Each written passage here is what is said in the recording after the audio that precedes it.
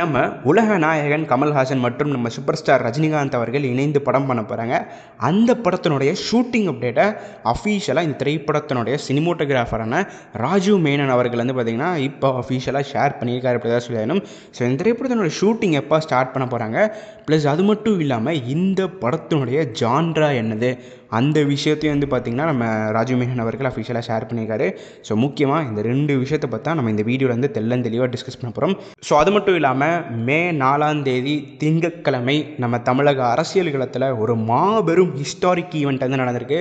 யாருமே எதிர்பார்க்காத விதமாக நம்ம டிவிகே கட்சி வந்து பார்த்திங்கன்னா ஒரு மிகப்பெரிய மெஜாரிட்டி எடுத்து அதனுடைய டெபியூ பொலிட்டிக்கல் எலெக்ஷன்லேயே வந்து பார்த்திங்கன்னா அந்த கட்சி வந்து பார்த்திங்கன்னா ஜெயிச்சிருக்கு அப்படி தான் சொல்லணும். ஸோ நம்ம ஆல்ரெடி ப்ரெடிக்ட் பண்ணியிருந்தோம் ஹங் அசம்பிளி தான் வரப்போகுது. ஸோ அதேமாரி வந்து பார்த்திங்கன்னா ஹங் அசம்பிளி தான் வந்திருக்கு. பட் என்னதான் ஹங் அசம்பிளி வந்தாலும் அடுத்த 5 வருடத்துக்கு நம்ம டிவிகே தலைவர் விஜய் அவர்கள் தான் வந்து பார்த்திங்கன்னா முதலமைச்சராக இருக்க போகிறாரு. ஸோ அவருக்கும் அவருடைய கட்சிக்கும் என்னுடைய வாழ்த்துக்கள் வந்து தெரிவிச்சுக்கிறேன்.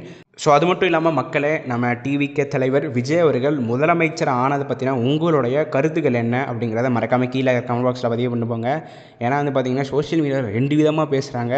ஒரு சைடு வந்து பார்த்திங்கன்னா பயங்கரமாக கொண்டாடுறாங்க, இன்னொரு சைடு வந்து பார்த்திங்கன்னா ஒரு சில பேர் தான் தற்கூரியாக இருக்காங்கன்னு பார்த்தா இப்போ என்ன நாடே தற்கூரியாகிடுச்சு, எதுக்கு எல்லோரும் டிவிகே ஓட் போட்டாங்க அப்படின்னு வந்து பார்த்திங்கன்னா ஒரு சைடு வந்து பேசிட்டு இருக்காங்க.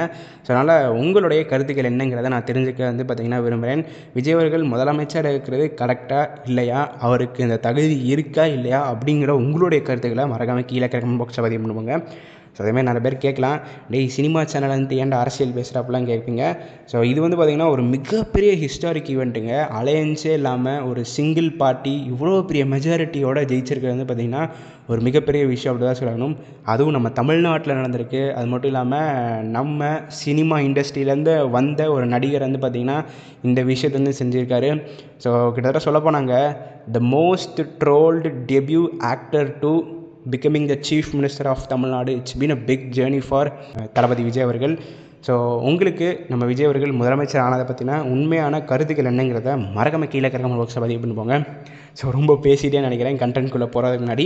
பட் இப்போ நம்ம கண்டென்ட்குள்ளே வந்து வந்துடலாம். ஸோ நம்ம ராஜீவ் மேனன் அவர்கள் வந்து பார்த்திங்கன்னா ஒரு பழைய சினிமோட்டோகிராஃபருங்க. ஸோ இப்போ இருக்கிற ஒரு புது சினிமோட்டோகிராஃபரோ ஒரு மாடர்ன் சினிமோட்டோகிராஃபராக கிடையாது.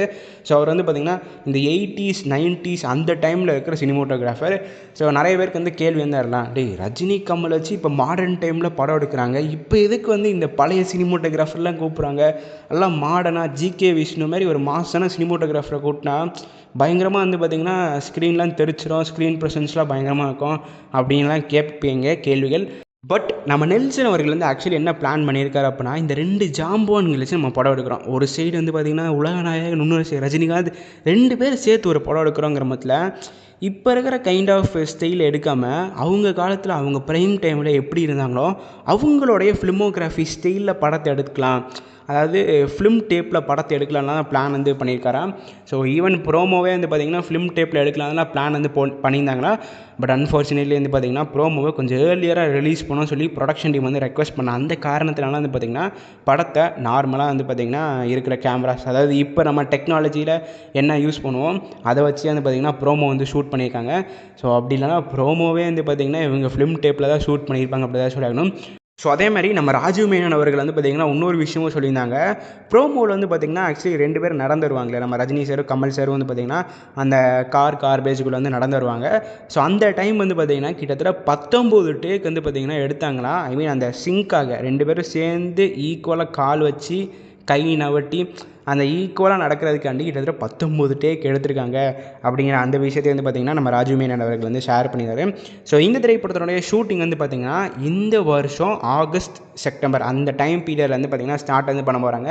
நம்ம சூப்பர் ஸ்டார் ரஜினிகாந்த், அது மட்டும் இல்லாமல் நம்ம உலகநாயகன் கமல்ஹாசன் அவர்கள் வந்து பார்த்திங்கன்னா அல்டர்னேட்டிவாக இந்த படம் வந்து நடிக்க போகிறாங்களா. ஸோ அல்டர்னேட்டிவ் இந்த சென்ஸ் வந்து பார்த்திங்கன்னா இப்போ நம்ம ரஜினி சார் வந்து பார்த்திங்கன்னா தலைவர் 173 சிபி சக்கரவர்த்தி, ஸோ அந்த படத்தையும் வந்து பார்த்திங்கன்னா அவர் வந்து நடிக்கணும். ப்ளஸ் அது மட்டும் இல்லாமல் நம்ம கமல்ஹாசன் அவர்கள் வந்து பார்த்திங்கன்னா அன்பறிவு மாஸ்டர் டேரக்ஷன் வந்து பார்த்திங்கன்னா இன்னொரு படமும் நடிக்கணும். அவங்க 2 பேர் சைன் வந்து பண்ணிட்டாங்க. ஸோ அதனால் என்னென்னா இந்த 2 பேரும் வந்து பார்த்திங்கன்னா இந்த 2 படத்தையும் சைமல்டேனியஸாக நடிப்பாங்களா. ஒரு சைடு வந்து பார்த்திங்கன்னா தலைவர் 173 ஷூட்டிங் வந்து போயிட்டு இருக்கோம், இன்னொரு சைடு வந்து பார்த்திங்கன்னா கமல்ஹாசன் அண்ட் ரஜினி சார் இவங்க 2 பேரும் இணைந்து பண்ண போகிறோம். அந்த படத்துடைய ஷூட்டிங் வந்து பார்த்திங்கன்னா போக போகுது. ஸோ அது மட்டும் இல்லாமல் இந்த திரைப்படத்தினுடைய ஜான்ரை வந்து எப்படி இருக்க போகுது அப்படின்னா பிளாக் காமெடி ஹியூமர் சென்ஸாக வந்து பார்த்திங்கன்னா இந்த திரைப்படத்தினுடைய ஜான்ரா வந்து இருக்க போதான்.